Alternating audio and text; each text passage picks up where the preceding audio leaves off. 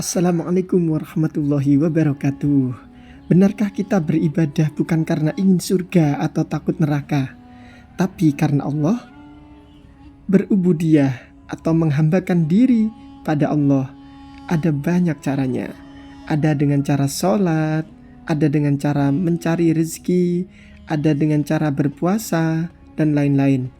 Hal yang paling gampang kita katakan adalah saya beribadah atau berubudiyah pada Tuhan, bukan karena ingin surga atau takut neraka, tapi karena Allah.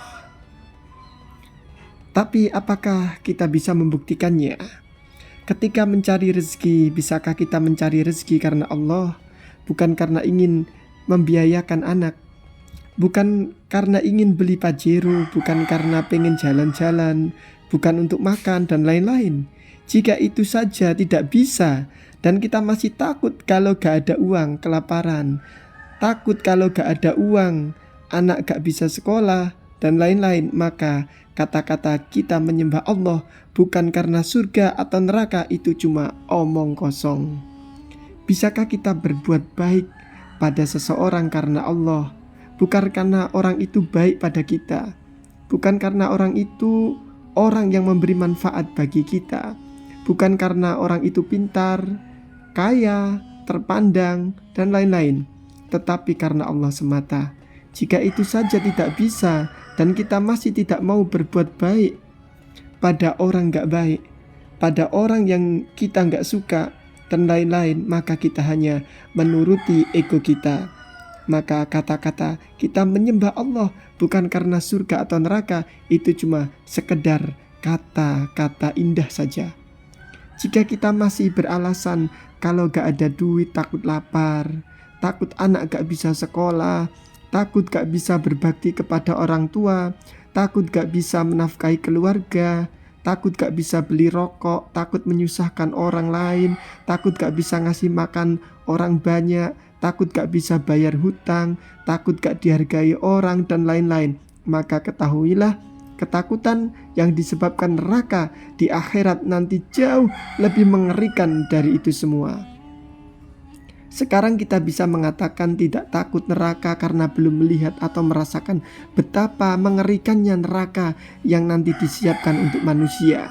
Jika lapar saja kita takut, ekonomi tidak stabil kita gelisah, harga naik kita marah, bangkrut kita sedih, anak sakit kita panik, perang dunia akan terjadi kita was-was, utang banyak aja kita takut, kehilangan orang terdekat kita takut, apalagi neraka yang disiapkan untuk manusia yang secara alami merupakan gabungan segala ketakutan, siksaan azab, dan lain-lain, baik psikologis ataupun fisikis.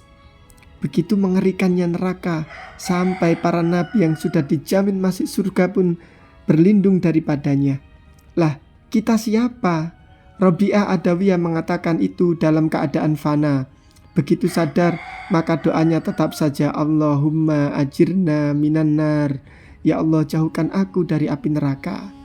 Berhentilah berfantasi dengan kata-kata, hiduplah dalam dunia kenyataan. Fakta bahwa kita tidak sedang fana, di mana masalah dunia yang kecil saja bisa membuat kita panik dan gelisah. Berhentilah menipu diri sendiri dengan merasa bahwa kita tidak ingin surga atau neraka. Jangan sampai itu jadi sebuah kesombongan. Sesekali coba renungkan, jangan-jangan kita tidak tahu apa itu surga atau neraka, atau tidak yakin dengan apa yang disampaikan para nabi tentang surga atau neraka. Sekarang kita bisa saja bercanda, kalau aku seperti ini masuk neraka ya masuk saja. Aku gak takut, nanti di sana bisa jumpa artis A, B, C, dan lain-lain, jumpa ilmuwan A, B, C, dan lain-lain. Jadi enak di sana. Apakah itu surga yang kalian tahu? Jika kita sakit sedikit saja nangis, kehilangan sedikit saja nangis, itu gak ada apa-apanya dibanding neraka. Kalau kata Nabi SAW, seandainya kalian mengetahui apa yang aku tahu, sungguh kalian akan sedikit tertawa dan banyak menangis. Jika kita tidak tahu, minimal jangan songong. Ayolah bro, amalan kita terlalu sedikit untuk sombong. Iman kita masih lemah, kita masih tergantung pada sebab musabab. Sebagaimana kita masih takut pada cobaan duniawi hari ini, maka kita jauh lebih takut dengan siksa ukhrawi di neraka. Jika kita belum banyak tahu, bukan berarti siksa itu tidak kita rasakan. Sedikit tawaduklah, jadi hamba. Apa yang kita sombongkan, wahai insan? Kita tidak punya apa-apa untuk songong. Kita harus berhenti sebelum terlambat. Jangan sampai kita termasuk orang yang meminta kembali ke dunia di akhirat nanti.